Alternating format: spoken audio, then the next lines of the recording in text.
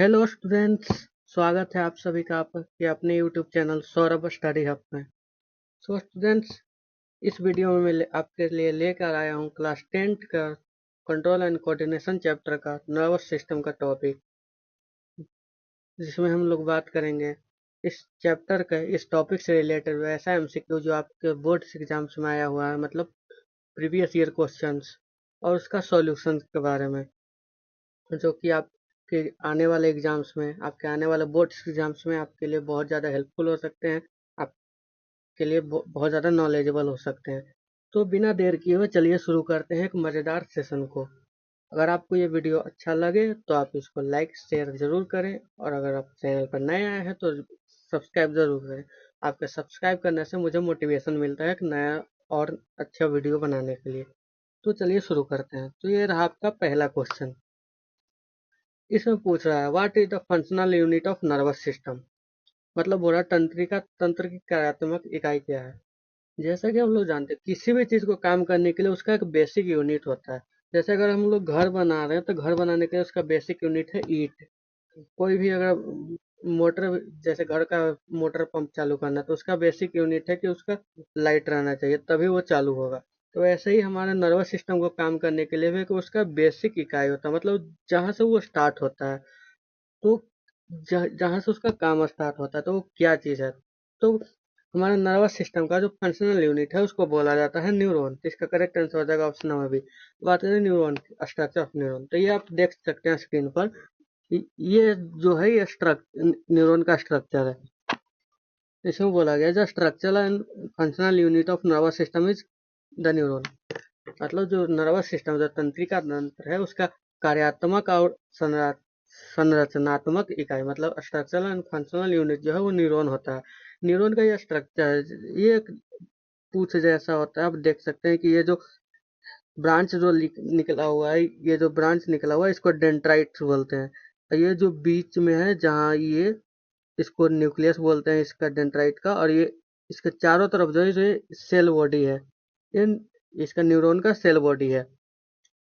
और उसके पास में ये जो पीछे आया ये इसका एक्सॉन है। एक्सॉन, एक्सॉन जिससे कि इसका इलेक्ट्रिकल इम्पल्स, मतलब जो हमारा सिग्नल्स होता है वो ट्रांसमिट होता है। उसके बाद ये जो उसके ऊपर जो कवर होता है, एक मेलिन शीट का कवर होता है, जिससे कि ये डाटा को लीक होने से बचाता है, मतलब जो इलेक्ट्रिकल इम्पल्स जाता है, इलेक्ट्रिकल सिग्नल में हमारा जो डाटा जाता है उसको लीक होने से बचाता है। उसके बाद ये जो लास्ट में इसका आता है, इसको बोलते हैं एक्सॉन टर्मिनल। यहीं से यहीं से जो डाटा होता है वो नेक्स्ट न्यूरॉन में ट्रांसफर होता है। तो इसका करेक्ट आंसर हो जाएगा ऑप्शन बी, न्यूरॉन।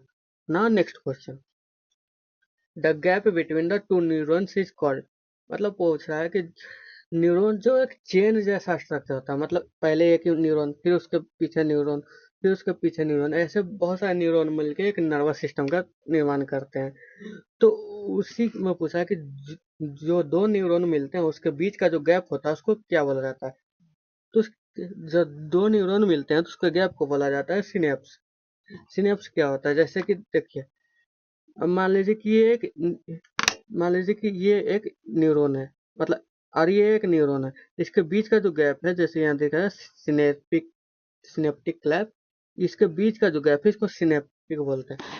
अब क्या होता है, क्या है कि दो न्यूरॉन कनेक्ट कैसे होते हैं, दो न्यूरॉन कनेक्ट कैसे होते हैं कि एक न्यूरॉन का डेंड्राइट होता है, पहले वाला न्यूरॉन का एक्सॉन टर्मिनल होता है, जो लास्ट वाला टर्मिनल होता है, सेकंड वाला न्यूरॉन का डेंड्राइट्स होते हैं। तो ये टीनी गैप्स क्या करते हैं, तो इस टीनी गैप्स में होता है कि जो यहाँ पर इलेक्ट्रिकल सिग्नल है वो केमिकल सिग्नल में ट्रांस कन्वर्ट हो जाता है, वहां से फिर वो नेक्स्ट डेंड्राइट्स में जाते हैं, फिर वहां से इलेक्ट्रिकल सिग्नल में कन्वर्ट होकर आगे जाते हैं। उसी वही बोला, क्योंकि इलेक्ट्रिकल सिग्नल, जब तक कोई मीडियम नहीं रहेगा, जब तक कोई वायर नहीं रहेगा, वो इलेक्ट्रिकल इम्पल्स ट्रांसफर नहीं होते। तो यहाँ इस दोनों गैप को पार करने के लिए जो होता है, जो सिग्नल होता है, जो डाटा होता है, इंफॉर्मेशन होता है, उस वो केमिकल सिग्नल में ट्रांसमिट हो जाता है। जैसे यहाँ लिखा हुआ है at the end it triggers the release of chemicals, मतलब न्यूरो होता है उसको, ये रिलीज करता है, जिससे कि डाटा ट्रांसफर होकर दूसरे न्यूरॉन के डेंड्राइट्स में जाता है। ना नेक्स्ट, तो इसका करेक्ट आंसर हो जाएगा ऑप्शन नंबर सी, सिनेप्स। ना नेक्स्ट क्वेश्चन, इसमें पूछ रहा है कि which part of the nervous system handles reflex action. मतलब पूछ रहा है कि हमारा जो नर्वस सिस्टम उसका रिफ्लेक्स एक्शन का मतलब जैसे कि हम लोग अ, कोई गर्म चीज पर हाथ रखें, गर्म चीज पर हाथ रखें तो हमारा तुरंत एक्शन होता है कि गर्म लगते ही हम लोग हाथ हटा लेते हैं। इसको कंट्रोल कौन करता है? तो जैसे हम लोग को ये पता है कि हमारे पूरे बॉडी को ब्रेन कंट्रोल करता है, लेकिन हमारा जो नर्वस सिस्टम है, सेंट्रल नर्वस सिस्टम, वो उसमें दो होता है। एक तो कि होता है जो हमारा होता है ब्रेन, एक होता है स्पाइनल कॉर्ड। कुछ कुछ जो चीजें हैं वो हमारे ब्रेन के द्वारा कंट्रोल की जाती हैं, और कुछ कुछ चीजें हैं जो हमारा स्पाइनल कॉर्ड ही कंट्रोल कर लेता है, उसको ब्रेन तक उस इंफॉर्मेशन को जाने का जरूरत नहीं पड़ता। तो वैसे ही है जो रिफ्लेक्स एक्शन मतलब जो तुरंत एक्शन का जो रिएक्शन, जैसे कि हम गर्म चीज पर हाथ रखे वैसे ही तुरंत हमको सिग्नल मिला कि हाथ हटाओ।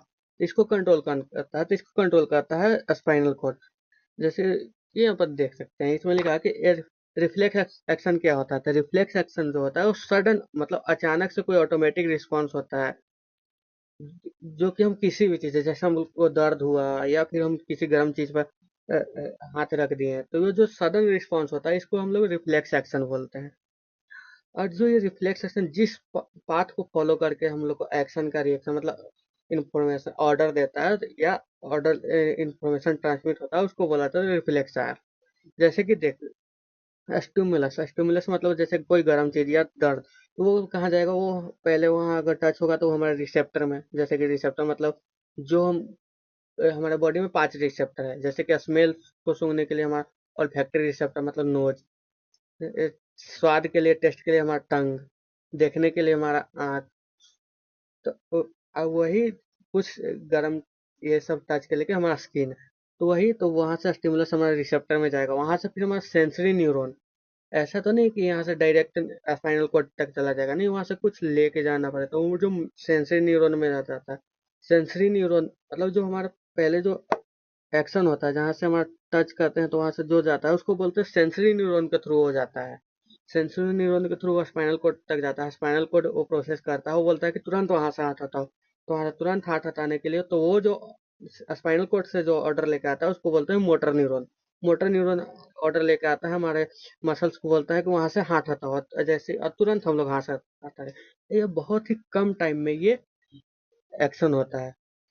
नाउ नेक्स्ट क्वेश्चन, इसमें पूछ रहा है कि maintaining posture and balance of the body is control by, मतलब हमारे बॉडी का जो हम लोग पोस्चर है या बैलेंस है, जैसे कि हम लोग खड़े हैं तो एकदम सीधा खड़े हैं, या फिर पोस्चर के हम लोग कैसे बैठे हुए हैं, टेढ़ा होके बैठे हुए हैं, सीधा होके बैठे हुए हैं, या फिर झुक के बैठे हुए हैं, तो ये सब जो हमारा बॉडी का जो भी ये सब मूवमेंट होता है ये किसके द्वारा कंट्रोल किया जाता है?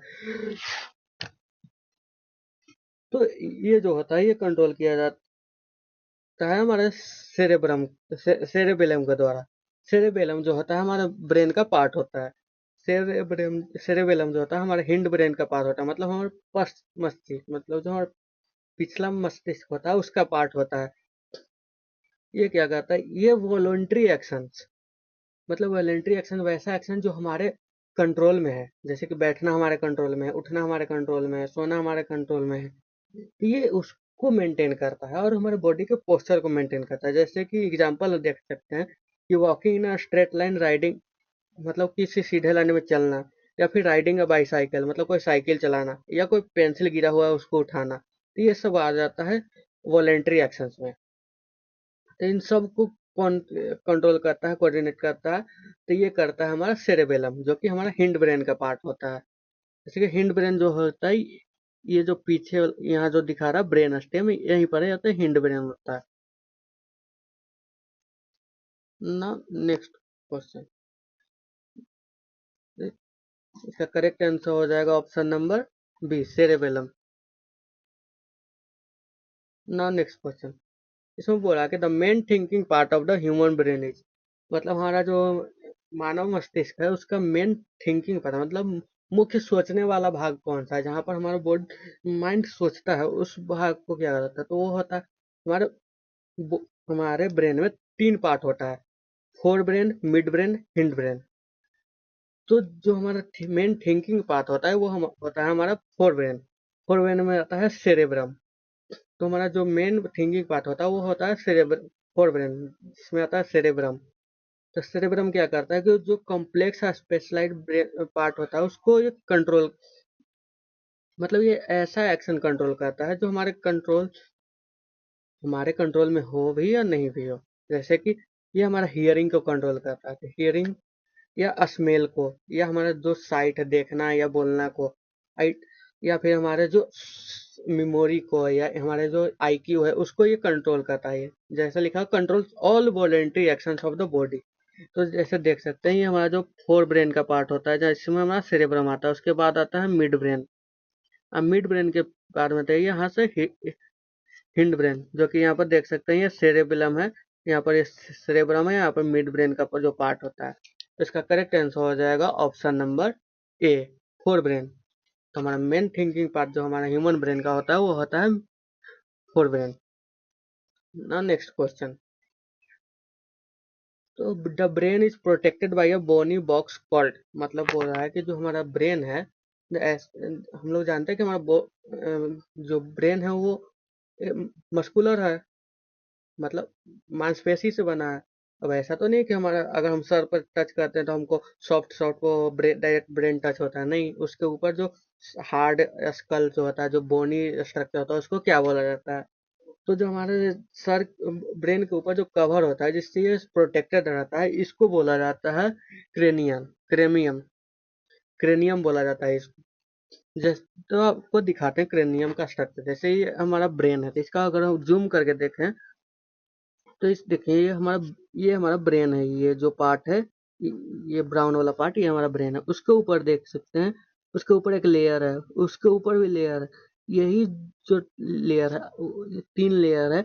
इस 3 लेयर के ऊपर एक लेयर आता है जिसको जो बोनी स्ट्रक्चर होता है, इसी को हम लोग बोलते हैं क्रेनियम। ये है हमारा क्रेनियम, जिसको हम लोग स्कल्स बोलते हैं। तो ये हमारा क्रेन, ये 3 लेयर जो होता है, ये उसमें भी कुछ फ्लूइड जो होता है ना, फ्लूइड से वो भरा होता है, जैसे लिखा हुआ है यहाँ पर।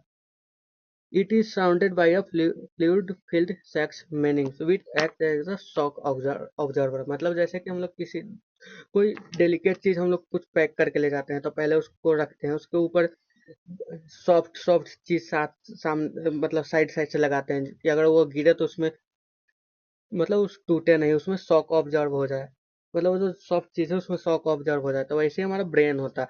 हमारा ब्रेन जानते हैं कि बहुत ज्यादा डेलिकेट होता है, अगर उसमें हल्का सा भी चोट लगेगा तो बहुत ज्यादा नुकसान करता है। तो वही होता है, पहले स्कल होता है जिसको हम लोग क्रेनियम बोलते हैं, जो कि बोनियस पार्ट होता है जिसमें वो प्रोटेक्ट होता है। उसके नीचे भी होता है सॉफ्ट फ्लूइड जैसा स्ट्रक्चर होता है, जो कि हमारे शॉक ऑब्जर्वर का काम करता है, कि अगर हमारे सर पर चोट लगे तो वो शॉक ऑब्जर्व कर लेता है, हमारे ब्रेन तक जाने नहीं देता है। तो इसका करेक्ट आंसर हो जाएगा ऑप्शन नंबर बी। जो हमारा ब्रेन है वो बोनी बॉक्स के द्वारा प्रोटेक्ट किया जाता है, उसको क्रेनियम बोला जाता है। Now next question. अब पूछा है कि the spinal cord is protected by, तो जो हमारा स्पाइनल कॉर्ड होता है, मेरुरज्जु जो होता है, वो किसके द्वारा प्रोटेक्ट किया जाता है, मतलब सुरक्षित किया किसके द्वारा किया जाता है। तो वो किया जाता है हमारा रीढ़ की हड्डी, मतलब वर्टेब्रल कॉलम या बैकबोन के द्वारा उसका किया जाता है। अब आते हैं उसको दिखाते हैं आपको वो कैसे होता है। जैसे कि ये बीच में आप देख सकते हैं, ये बीच में हमारा जो ये स्पाइनल कॉर्ड है, स्पाइनल कॉर्ड भी हमारा एक मांसपेशी की तरह ही होता है, एक मांसपेशी की तरह ही होता है, बंडल ऑफ नर्व्स, मतलब बहुत सारे नर्व्स को मिला के एक स्पाइनल कॉर्ड है, जो कि हमारे ब्रेन के पीछे से लेकर पूरा नीचे तक है, पूरा पीछे बैक तक है। तो इसके चारों तरफ हड्डियों का एक स्ट्रक्चर होता है जिसको हम लोग बोलते हैं वर्टेब्रल कॉलम। ये जो देख रहे हैं ये यही है वर्टेब्रल कॉलम, जो कि हमारे स्पाइनल कॉर्ड को प्रोटेक्ट करता है। यहाँ देख सकते हैं कि बीच में स्पाइनल कॉर्ड है, उसके चारों तरफ वर्टिब्रल कॉलम है। तो यही हमारे स्पाइनल कॉर्ड को प्रोटेक्ट करता है। ये क्या क्या कंट्रोल करता है, तो ये कंट्रोल करता है हमारा रिफ्लेक्स एक्शन, जो कि तुरंत रिस्पॉन्स देने वाला चीज है। जैसे कि अभी मैंने बताया था कि कोई गर्म चीज पर हाथ पड़ गया तो तुरंत हटाने वाला, और ये हमारे जो भी नर्व्स है उसको ब्रेन से कनेक्ट करता है। हमारा जो बॉडी पार्ट है, बाकी बॉडी पार्ट है, उसको ब्रेन से कनेक्ट करता है। और अगर हमारे जो रीढ़ की हड्डी अगर इसमें कोई भी इंजरीज हो गया या स्पाइनल कोड में कोई भी इंजरीज हो गया तो वो हमारा पैरालिसिस मतलब लकवा मार सकता है। तो इसका करेक्ट आंसर हो जाएगा option number B, vertebral column या बैकबोन। अब ना नेक्स्ट क्वेश्चन, इसको पूछ रहा है कि how many types of nerves constitute the PNS.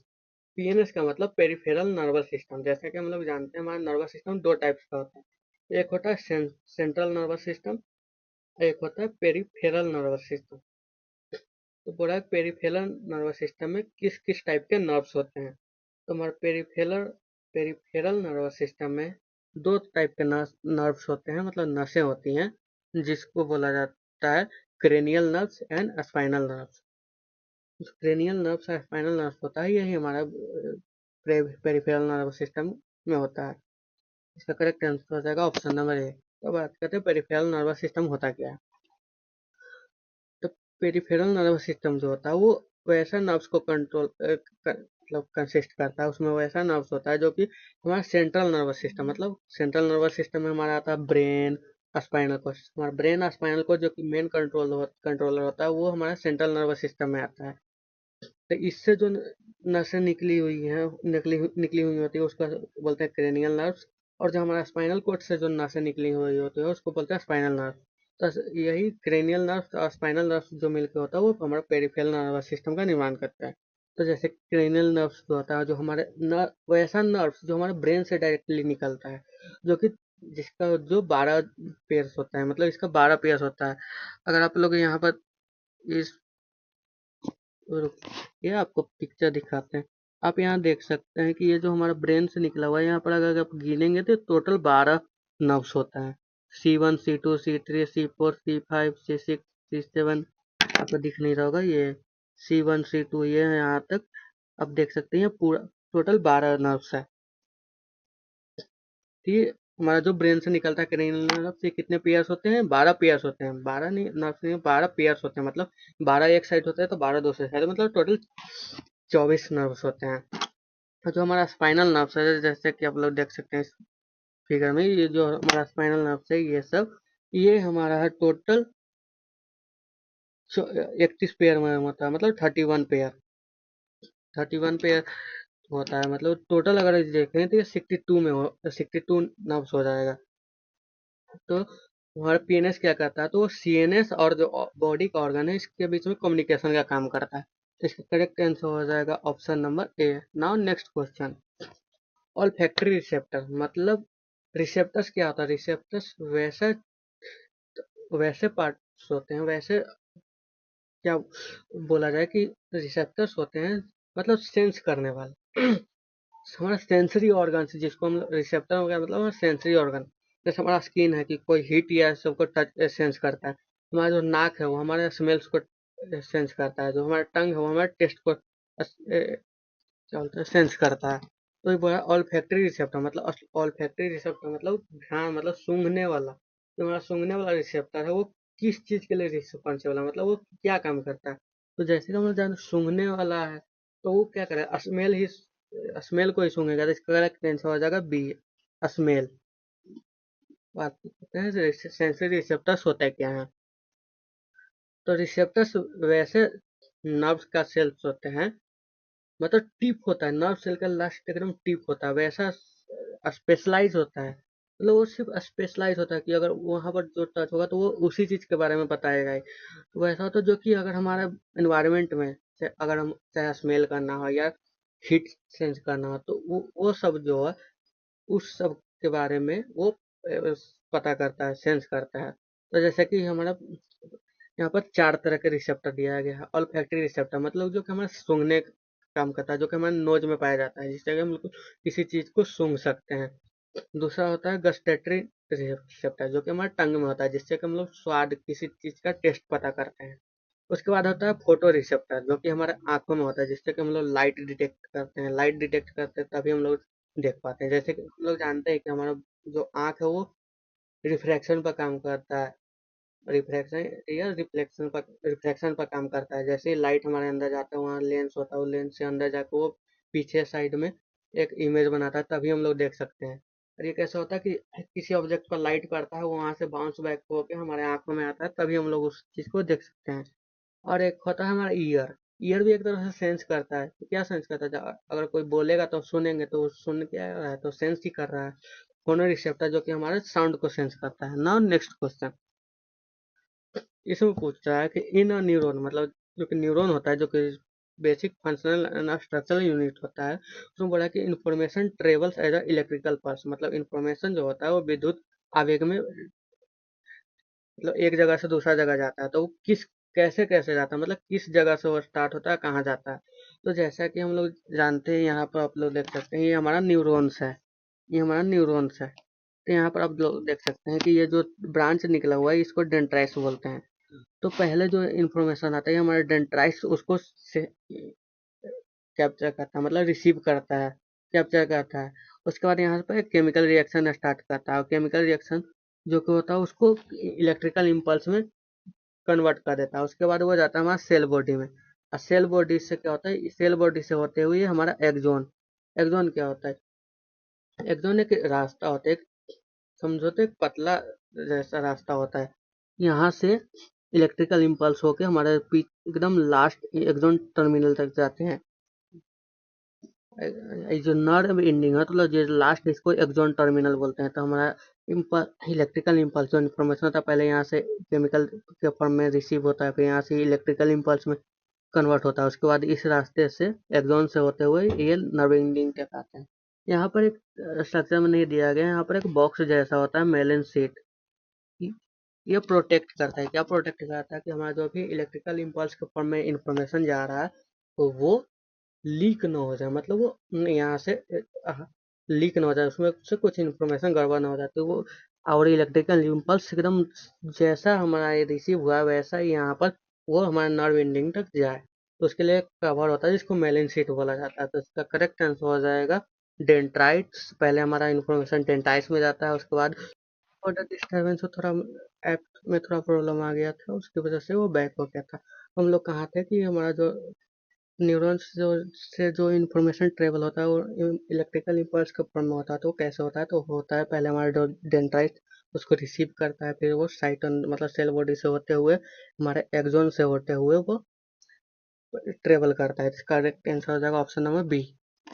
ना इसमें पूछ रहा है कि जो हमारा हार्ट बीट होता है या जो ब्लड प्रेशर होता है, उसको कौन कंट्रोल करता है? जो हमारा हार्ट बीट होता है या जो हमारा बॉडी का ब्लड प्रेशर होता है, ये इनवॉलेंट्री एक्शन होता है, मतलब ऐसा एक्शन जिस पर हमारा कोई कंट्रोल नहीं होता है।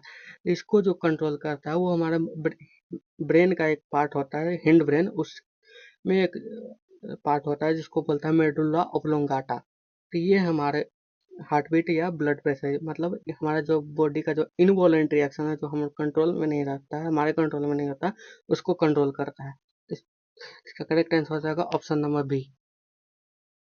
तो ये हिंड ब्रेन में पाया जाता है, मेडुला और पोन्स, जो कि हमारा इनवॉलंटरी एक्शन को कंट्रोल करता है। जैसे मेडुला ऑब्लोंगाटा क्या कंट्रोल करता है? तो कंट्रोल करता है हमारा heartbeat, blood pressure, salivation जो हमारा मुंह में लार आता है या जो हमारा उल्टी आता है उसको। अब पोन्स क्या करता है? वो हमारा रेस्पिरेटरी सिस्टम को रेगुलेट करता है। आपको मेडुला ऑब्लोंगाटा का मैं उसका पिक दिखा देता हूँ। आप इसमें देख सकते हैं कि ये जो पार्ट है, ये है हमारा मेडुला ऑब्लोंगाटा, जो कि हमारा इनवॉलंटरी एक्शन को कंट्रोल करता है ना। आज के सेशन का लास्ट क्वेश्चन पूछ रहा है कि why are electrical impulses a limited means of communication. मतलब जो हमारा इलेक्ट्रिकल इम्पल्स के फॉर्म में जो हमारा डाटा, मतलब इंफॉर्मेशन ट्रांसफर होता है न्यूरॉन्स से, वो क्यों लिमिटेड क्यों है, एक सीमित तक ही क्यों है? तो इसका ये जो दिया हुआ, पहला दिया हुआ है कि they reach on nervous tissue, मतलब ये केवल तंत्रिका उत्तक तक पहुंचते हैं। सेकंड में दिया है न्यूरॉन को रीसेट करने के लिए समय चाहिए। और यह पूछा सभी कोशिकाओं तक पहुंच नहीं सकता। तो इसका आंसर हो जाएगा ऑल ऑफ द अबव, क्योंकि ये सारा चीज सही है। क्योंकि जो हमारा न्यूरॉन जो होता है हमारा नर्वस टिश्यूज में ही पाया जाता है, और उसको रीसेट होने के लिए टाइम चाहिए। ऐसा नहीं कि तुरंत वो एक इंफॉर्मेशन गया तो तुरंत दूसरा नहीं, थोड़ा टाइम लेता है। तो इसका करेक्ट आंसर आ जाएगा option number D, all of the above. जैसे कि आप इसमें देख सकते हैं, electrical impulse are fast but have limitation, मतलब सम लिमिटेशन होता है, जैसे कि वो सिर्फ नर्व टिश्यू तक ही रीच कर सकते हैं। उसके अलावा है कि जो न्यूरॉन्स कंटिन्यूसली इम्पल्स को क्रिएट नहीं कर सकता, उसको थोड़ा टाइम चाहिए। इसलिए जो भी बहुत सारे मल्टी सेलुलर ऑर्गेनिज्म होता है वो केमिकल कम्युनिकेशन मतलब हार्मोन्स के थ्रू कोऑर्डिनेट करते हैं। इसका करेक्ट आंसर हो जाएगा ऑप्शन नंबर डी। तो आज के सेशन का ये लास्ट क्वेश्चन था। तो आई होप आपको ये सेशन अच्छा लगा होगा। अगर आपको ये वीडियो अच्छा लगा हो, पसंद आया हो, तो आप वीडियो को लाइक ज़रूर करें, शेयर ज़रूर करें और अपने दोस्तों के साथ शेयर ज़रूर करें। अगर आप चैनल पर नए हैं तो इसको सब्सक्राइब ज़रूर करें। धन्यवाद।